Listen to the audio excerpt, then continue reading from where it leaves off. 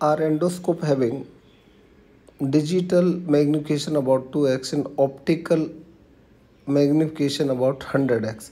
It is just like a camera.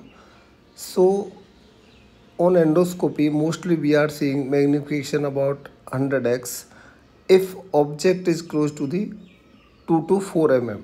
If our endoscope closer to the structure, we can see up to 100x. So our eyes having minimum differentiation or minimum object we can see by naked eye about 100 micrometer, and endoscope we can see up to 5 to 10 micrometer with differentiation.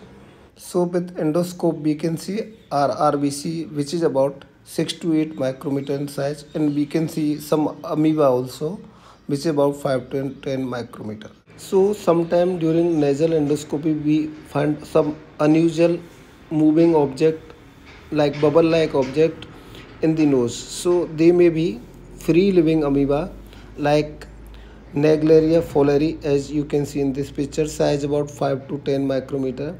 Acanthamoeba size about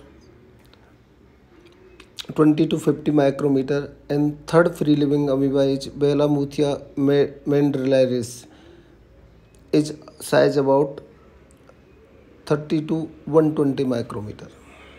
This Naegleri fowleri is also called brain eating amoeba. It is free living amoeba which normally feeds on bacteria, but it may be opportunistic infection to human being, and which may lead to meningitis, and it is commonly found in the soil and water. You can see in this picture this amoeba can go through nose in the brain, so it can infect the brain and leading to primary amoebic meningoencephalitis, which is commonly infect the brain and leading to meningitis and severe frontal headache, fever, anorexia like symptom, and it can eat RBCs also. So these amoeba may lead to infection, and you can easily culture by CSF or tissue biopsy, and they can see in Giemsa or Wright stain sky blue or small delicate pink nuclei.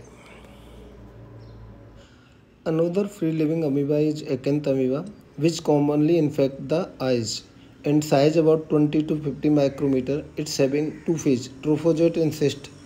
So they can infect brain and eyes also, and eyes leading to Acanthamoeba keratitis. You can see in this picture, and it also lead to granulomatous encephalitis through the nose or through the eyes. And third free living amoeba is largest, which is about 30 to 120 micrometer. That is Balamuthia mandrillaris.